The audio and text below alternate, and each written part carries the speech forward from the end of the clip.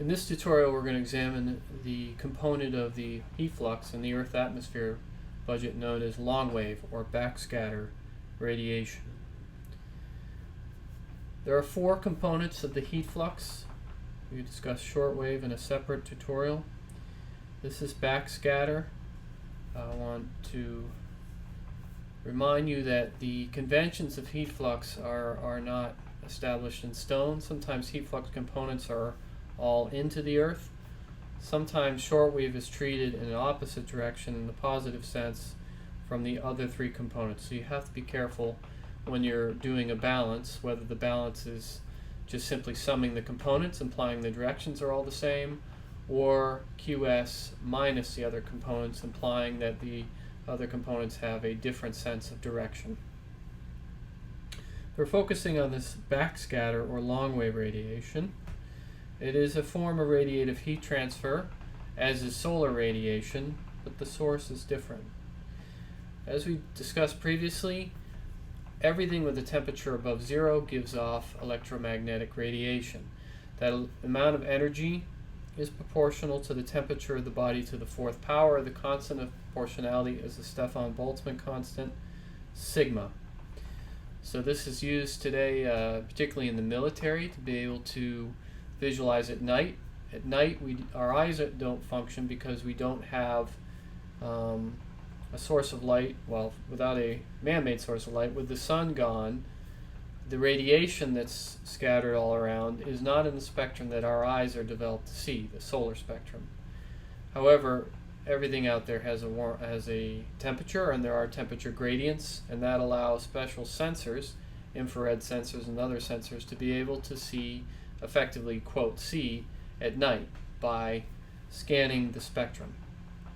The military obviously uses this widely, but it's used for other things, as watching animals at night. You can see the spectral converted image here. So the zebra is not actually red, but they converted the hot, warm part of that animal, higher temperature part of that animal, to a red color, effectively false coloring the animal, as is this boy, where you can see the insulation provided by his hair and where the warmer spots of his body are, presumably some of them near blood vessels.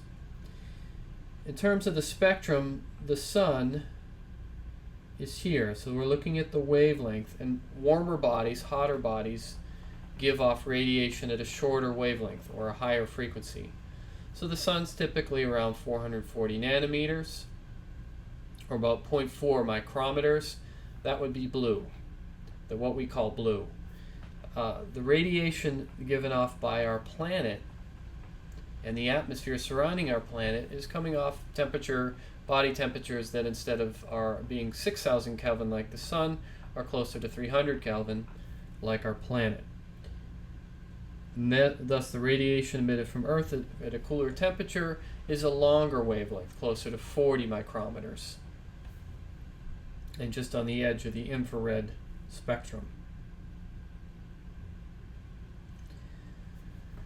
This backscatter radiation is called backscatter because the sun's energy comes in, some of it penetrates the atmosphere, it warms up the planet, it warms up the atmosphere to a temperature greater than zero. And so it's the atmosphere here represented by a simple single cloud layer, and the Earth are at a temperature greater than zero, and they are giving off radiation.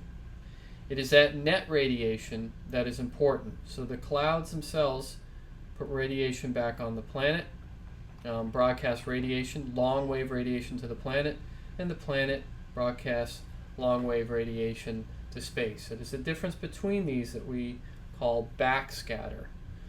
And so you can think, when you have in fall time and the air temperature starts to cool, the difference in night temperature is largely controlled by the level of cloud cover.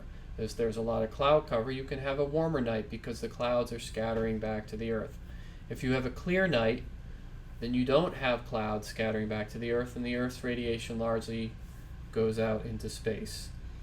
So this difference is key. There is not much seasonal variation in this, or even latitudinal variation in this signal compared to the other heat flux components, which can vary strongly even on a daily time scale.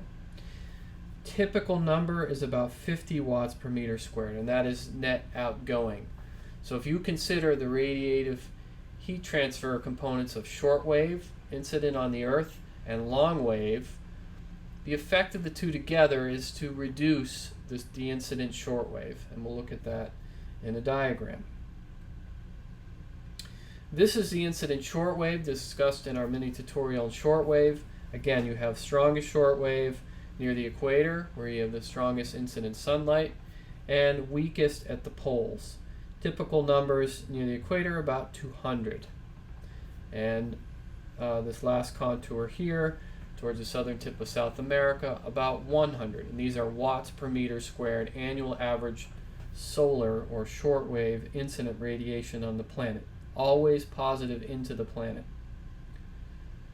If we look at the difference between the shortwave and the backscatter, we see and when we include the losses of our longwave radiation back to the atmosphere, they're essentially taking the shortwave and subtracting around 50. What was 200 is now 150. What was 100 watts per meter squared is now around 50.